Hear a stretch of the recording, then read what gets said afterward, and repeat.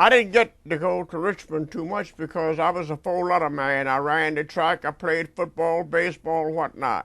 Okay. So I would see them once a year. I see. Manassas could be classified more like a semi-army because you went to bed at a certain time, 9:30 Okay. at night, Mm-hmm. and you started from 6:30 to 7:30. And you played sports, baseball, football, track. I got to run to Penn relays when I was about 14. And went to New York to run our track team, you know, Washington, Richmond. Played football and also. So you were quite the athlete. Yeah. Now, all the students at Manassas, were they all black? With the exception of 3 white professors, we had children. Okay. He was from New York. He didn't let his children go to the local school. They taught them at Manassas. That was the initial stages of teaching Okay. of the whites at that time. Okay. Of course, our white trustees were from New York, people like Oscar Garrison Villard and people like that. They made of the trustee board of the school. Rich people. How about your teachers? Were a lot of your teachers, were they black or white? Mostly black, but we had about 6 or 7, mostly black, but 6 or 7 white. Okay. Do any one of these teachers, any one of these teachers that taught at Lincoln, were any important to you, or were they mentors? Any of them important to me? Or served as a mentor to you? Well, I remember all my teachers, as a matter of fact. You name them, you asked me who it was, I could tell you, because I had a good memory. See, we had white teachers. Most of the white teachers were from the North. They were in love, and things went wrong with them, the lady friends, so the parents thought it'd be a good place to put them to be Manassas teach. I see, okay. And they taught for nothing. See, I remember a lot of the teachers, a lot of them are dead now, you know, but I remember them. And as a matter of fact, when I went to the University of Pennsylvania and used to go to Penn relays in New York and whatnot to participate in track, I used to visit a lot of them. Mm-hmm. Well, Lincoln was an all-boys school then, and I wanted to go to the all-boys school. Okay. And I went to Lincoln, and how did you finance your education? How did you get the money together to go there? I worked for rich white people. I worked for the Rockefellers, the Fords, the Cudahy's, the Anheuser-Busch, the Marshall Fields, and a few from Richmond. I got through Lincoln through the Homestead Hotel and worked in there. Okay. I made enough money in those 3 months to go back to Lincoln for 9 months. Because I got my board enlarged and free too. Yes. Well, number one, in going to Penn relays, times change, and it was my generation to change it. The idea was, you go into Penn to beat that white boy today. Okay. Penn was all white, you know, with the exception of a few blacks, so you're going to beat him. Well, I started off that way, but then I changed myself. If I go to Penn relays thinking to beat that white boy all the time, that black boy, that brown boy will pass me. So hell, I went there to keep the man in front. I don't care who he was, from keeping his distance and not saying but so far behind. Okay. Because a quarter mile, if y'all ran a quarter mile, was a hard race. I admired Howard University in Washington. I admired Lincoln University. I was challenged by the smaller white schools, like Penn State wasn't as large as it is today. No smaller white schools in Pennsylvania to go. But I decided I'd go to Lincoln because I had seen Lincoln win at Penn relays. and I wanted to be on the winning team in my day. So I went to Lincoln. And of course, as I got to Lincoln, competition got keener for Lincoln, which meant we had to put out more. What year was this that you started at Lincoln? Well, I was at Lincoln from 27 to 31. Okay. And I would say I was at Manassas 25 or 26 on down. You were classmates with some interesting people at Lincoln University. You were classmates and fraternity brothers with some interesting people at Lincoln. Tell me about a few of those. Well, Lincoln was just like the white schools. They had very strong fraternal ties. But I guess I enjoyed the fact at Lincoln because 80% of the athletes at Lincoln belonged to my frat, indirectly, directly. So I enjoyed going to New York to run. That NYAC then, that you ran indoors well as outdoors, you know, at schools. And New York U was small at that time. I ran against New York U and the smaller schools, you see, that we ran against. But we running a class at Penn Relays and would meet some of the same group at Ohio State Relays, you know. Dedicated to the studies, to sports. I was captain of track team, captain of football team, captain of baseball team. We played Dunbar in Washington, Armstrong in Washington, Shaw Junior High, Bowie, Baltimore High, all those we played. They were Depression days, all those days, from the time I went to Lincoln in 27 to 31, from Penn to 31 to 35. They weren't good days. I ate in the bread line at times. I ate in the soup line. Found the soup very good. A lot of students.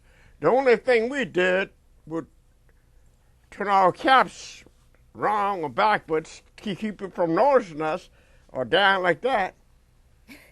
But we ate the soup. Okay. It was good.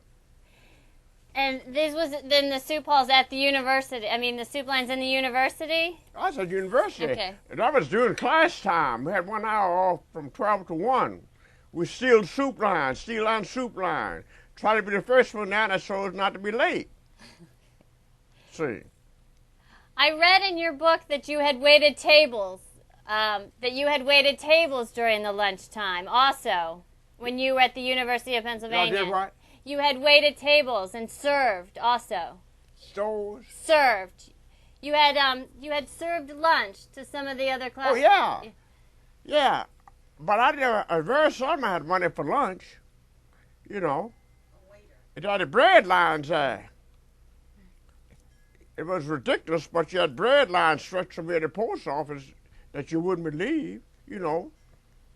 And these bread lines, white colored, blue, purple, every color, trying to get that hot piece of bread and that bowl of soup. Yeah. 31 to 35 at Penn. Okay. 27 to 31 at Lincoln. Were they different? Was it different in Philadelphia than it was at Lincoln? Well, let's put it this way. That in the game of life, at that time, America was a little sick. You could expect to encounter most anything. See. And if you had the time and didn't mind waiting, you could wait according to the time you had. And I went to places that they didn't have much patience. they'd feed you because they had to. But then they would drop the sauce or the plate down and hit the floor where you could listen to it. And there were the days I used to pray for strength to stand up and enable them to drop 10 or 12 down until time ran out not to leave. But I make them drop 10 or 12 saucers or plates down, you know, after getting a bowl of soup. Instead of dropping one, I let them drop a lot. Okay. I just keep eating soup until I couldn't eat anymore. Bit myself. Bit. Were there restaurants or places that your white classmates could go that you couldn't? When I went with white classmates, my classmates would hold up for me. They started breaking up themselves. I had a white classmate named Kellberg. He died early in life. But he'd go in there, he weighed 275. He'd go in there just wipe away the whole side nearly. Yeah. He'd go down there, just like that, both hands. Then we'd go down there to eat, over here. But Kellberg would lead the way. A big guy, huh? Oh, yeah, football player. A nice man. Not only a football player, but a nice man at heart. He would have done that for anybody. Mm-hmm. But he was a friend to you. Hmm? But he was a good friend to you. Classmate. Yeah. I was only black in my class. You were the only black in your class? First black they accepted since 1911. And I went I was at Penn from 41 to 45. No, maybe, what was it? 38. What was it? 20. Huh? 27. You graduated in 27? 27, I graduated from Lincoln. 27 to 31, I was at Penn. Yeah. How did it feel being the only black man in your class? How did it feel? Well, it was competitive. I wouldn't let the white man do anything I couldn't do. I didn't tell him that. I played it very cool. I've read in your writing that sometimes you felt that you had to work a little harder, or maybe they were a little harder on you than they would have been on you. They were. Tell me about that. Well, it was difficult to study in the beginning what was going on, but as soon as you learned what was going on, then you began to become more aggressive. What was going on? Well, you could see it bypassing you, so you put your hand up and keep it going until they recognize you. When they say bypass you, and go around you. Okay. Type of discrimination. Mm-hmm. When they go around you, you just put your hand up and smile at them. But never get angry, just smile. Are you go around you in the classroom or go in the classroom? Okay. Classroom. Were this rich white lady who told me how to solve that. Just wave and put your hand up and wave it. You're not harming anybody nor doing anything, so I just put my hand up like that until they call on me. I read in your book about a dean. I read in your book about a dean that you ended up becoming good friends with. Who? A dean at the University of Pennsylvania. Which one? I'm not sure. The dean? Yeah. Oh, yeah. And eventually, in the beginning, he wasn't real nice to you, was he? No, he's a bastard in the beginning. Tell me about your first interaction with him. Well, discrimination can manifest itself in many ways. I could be discriminatory to you by calling all around you for people to do things and bypass you. Mm-hmm. See, and that's what you have to do to let them know you were there. You had an instance in a classroom where one of the teachers said that they didn't like Jewish people, they didn't like black people. That was a dean. He was a dean of the school, told me when they got that. He didn't like blacks nor Negroes, nor colored people. How'd you respond to him? Well, I thanked him and left. I didn't open my mouth because it was hot. I was angry. It made you angry? Yeah. I knew he didn't like me. He didn't have to tell me he didn't like me. But you ended up becoming friends with this man, yes? Well, I ended up selling myself to him. Tell me about that. Being kind to people. Getting my work. Never missing a class. I went to University of Pennsylvania for 5 years. I never was late for a class. Okay. And I got them to notice me later on as time went on. They began to notice me. Because you were intelligent and dedicated and you got the work done. I got to the point that I would make a way for myself. If you respect yourself, then people will respect you. Sure.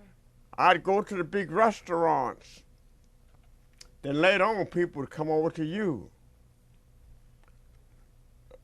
Some professors I never knew until later. They'd come over and start talking. We've heard of you and how you're doing and whatnot. I told them I thought I was doing all right. But then I had a very rich lady that called up Penn at least, I knew once a month. Ms. A.M. Bond, she was a lady that had the money. That helped me quite a bit, and her family. They'd call up at least once a month to see how I was doing. And took care of you. And when rich people call the school up, they're going to try to get some of her money. I see, okay. So she but I think eventually things, after a period of time, things worked out all right. I was one of the boys. They were very prejudiced against, as a matter of fact, let me see now.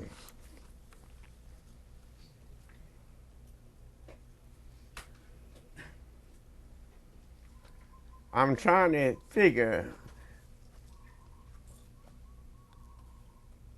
There was one Japanese fellow from Japan there.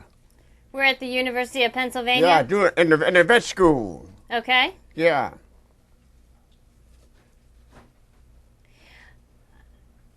If we could just backtrack a little at Lincoln, you said that there were some differences between the black students, that the lighter-skinned black students tended to join the same fraternities, room together, and the darker-skinned blacks didn't, and that there was some tension there. Your black students that were there,